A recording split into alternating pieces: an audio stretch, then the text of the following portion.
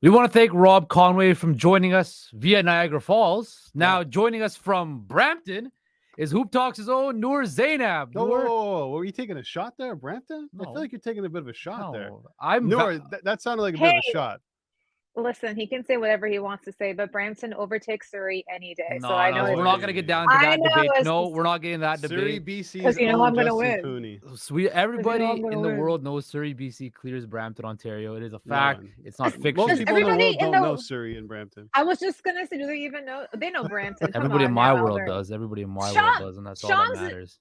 Shams knows Brampton. Shams knows about Brampton. I've spoken to Congratulations. him That's true. myself.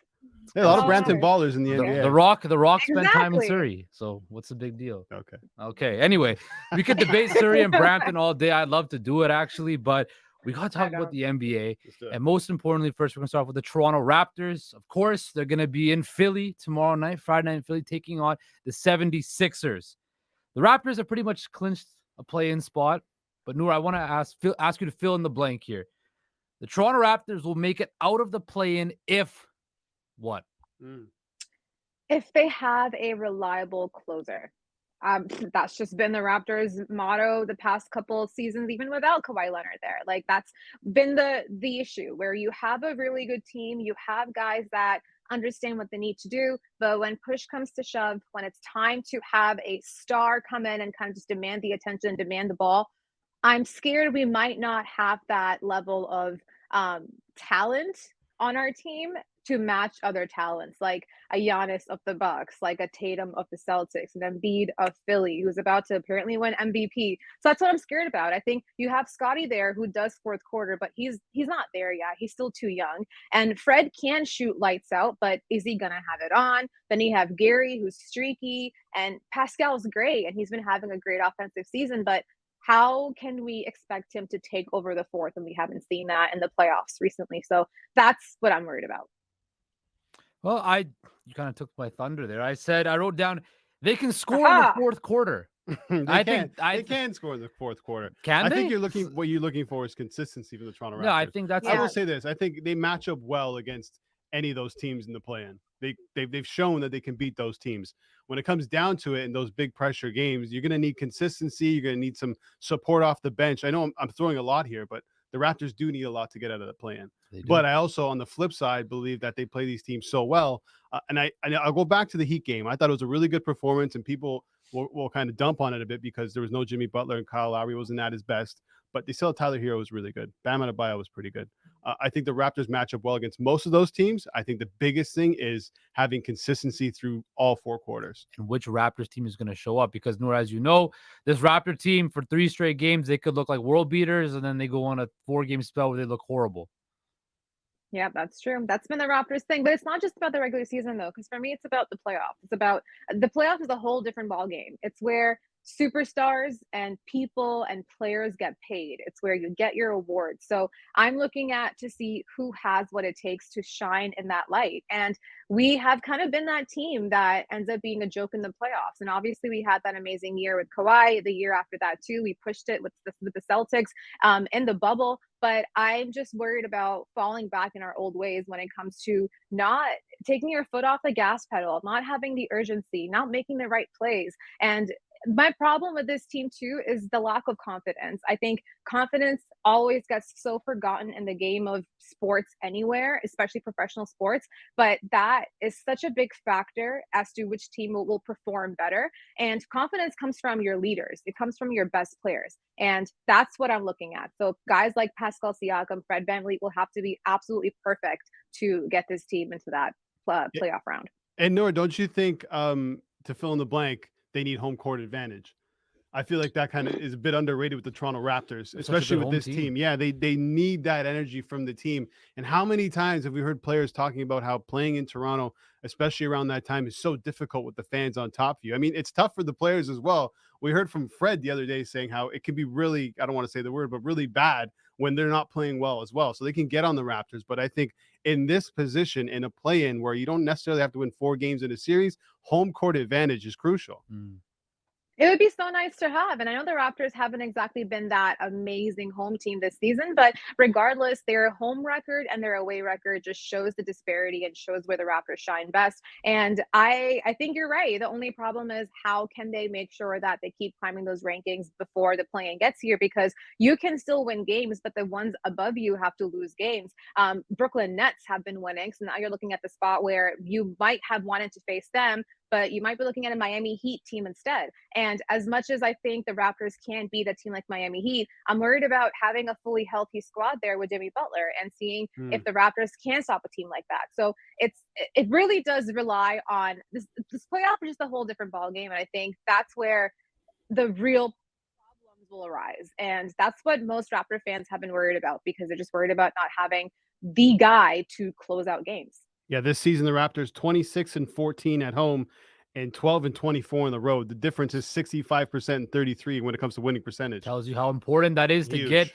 a home game come to play in tournament. Yeah. Now, speaking of home games, they had a home game against the Washington Wizards a couple days ago, and we had talked about this on Monday's show. Yeah. But I want to pose it to Noor today. So on Sunday's game, Wizards announcer Drew Gooden had this to say about Scottie Barnes and Pascal Siakam and their future with the Toronto Raptors. They need to make moves if they want development for Scottie Barnes and feature him as a franchise piece. You got to make moves. I just don't think him and Siakam can coexist.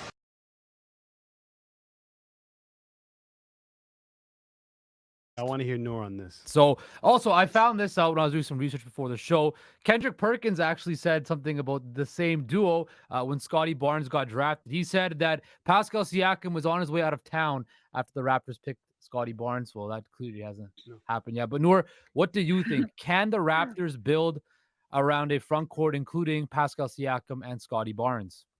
I think they can. I think that's a complete possibility. And I think they've also proven this year that those two guys are able to work together, because as much as they were entering the league to be defensive guys, they've shown that they have potential in other areas too. And just look at Siakam's trajectory. He came as a defender. He ended up adding offense to his game. And now you see that when his offense isn't going, he relies on passing. So there's definitely that other element of them being able to pick up that offensive side of the court. My only issue then would be, because they are defensive minded guys and they weren't really brought in to the league to really, show offense or get buckets in, then you're worried about, are they gonna, revert back to their old ways if push comes to shove, if the lights are on them? And in that moment, I think those two guys are great when it comes to setting your team's defensive foundation, even though Scottie hasn't been great defensively recently. But I think they're great foundations for that. However, you still need to have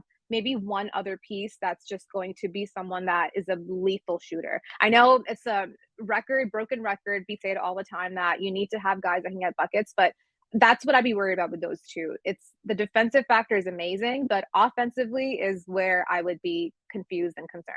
Yeah, I think they can definitely coexist. We saw it the other night against Miami. They were fantastic together, as was OG Anunoby. I think it comes down more to Masai and who he prioritizes on this team. And also, what do you think of Scottie Barnes? Is he that type of guy to lead a team? Do you want to build around Scottie Barnes, or do you want to bring in another piece to help Scottie Barnes? And I think if Masai truly believes in Siakam, which I mean, all indications is that he does, then I think these two are going to have to figure it out together. And also, it also depends on the contracts of the other players. With Fred and Gary, listen, okay, we can't keep all of you guys. Barnes is not going anywhere. And I find it really hard to believe that Siakam's going to go anywhere either. I think Masai loves Siakam, and I think it's going to be building around these two rather than building with just one of them. Yeah, I mean, it also depends on the All NBA voting and how Siakam's contract situation determines that. If he gets All NBA, he's eligible for Supermax. Yeah. And then that means I will say, I think it also depends on Scottie's future. I think it's too early to talk about Scottie and what his game will look like, just based on what we've seen so far. Because last year he was amazing, won Rookie of the Year, and this year looking at a Scottie that's obviously struggling, but that's not his fault. It's look at the team in general. The team itself is not doing super well. So in the way of him moving forward, I think it's too early to tell, but where his potential lies, whether that's going to be him as a passer, him somewhere on the defensive end, or him becoming an actual bona fide shooter. I think that's something that still is still yet to be seen. But in terms of them coexisting, they're already doing it right now. So it's just a matter of it comes down to having the one guy. So as great as these two guys are, can one of them be the guy when it comes to having a playoff series? And that's where I think Scottie's potential could shine. You know where there's no problem with the duo? Sacramento. Oh, Light the boy. damn beam. The I Sacramento. can't hear that. I love the Sacramento Kings. I grew up on White Chocolate and Chris Webber, but I cannot hear Light the Beam anymore. We're gonna dive into I know. into your past right now too. So I got a couple stats for you. So if producer Sean could pull it up, the last time the Sacramento Kings made the playoffs 16 long years ago, former Vancouver Grizzly Mike Bibby led the Kings in scoring with 21 points a game. If You Had a Bad Day by Daniel Powder and Temperature by Sean Paul were battling for the #1 spot on the Billboard Top 100. The iPhone did not exist yet. And our man, Albert Martani, just graduated high school. That was not a high school picture, by the way. I didn't have that type of beard in high school. I was also about 70 pounds lighter, by the way, in 2006. 16 long years ago. Shout out St. Francis Xavier. There you go. What are you, like 55 then, Albert? I know that picture. I look like I'm Math 42. correct. Like, what are we doing here? I could not believe that. But Noor, Sacramento's been the best story in the NBA this year so far. Mhm. Do they have legitimate championship aspirations this year in the Western Conference? Oh man, why'd you have to ask that question? Don't ask that right That's now. a tough Let's question. just take in. I know. Let's just take in the happiness of it, the positivity. It's a new team, and I'm just happy for a guy like De'Aaron Fox who got drafted there 2017 and ended up. He inherited the drought. He took on what they hadn't had in the past 16 years. He was involved in all these trade rumors.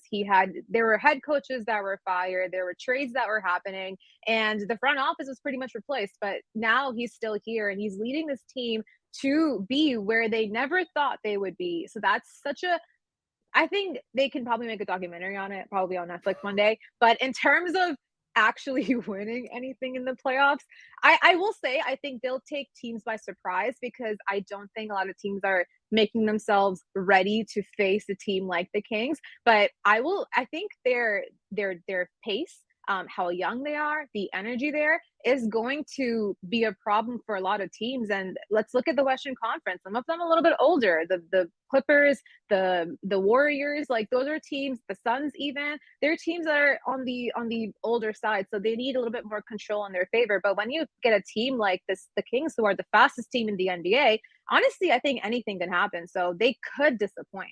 Yeah, and what a reintroduction to the NBA playoffs. You might have to play either the Clippers, the Warriors, potentially even the T-Wolves, maybe the Lakers make it up to that point.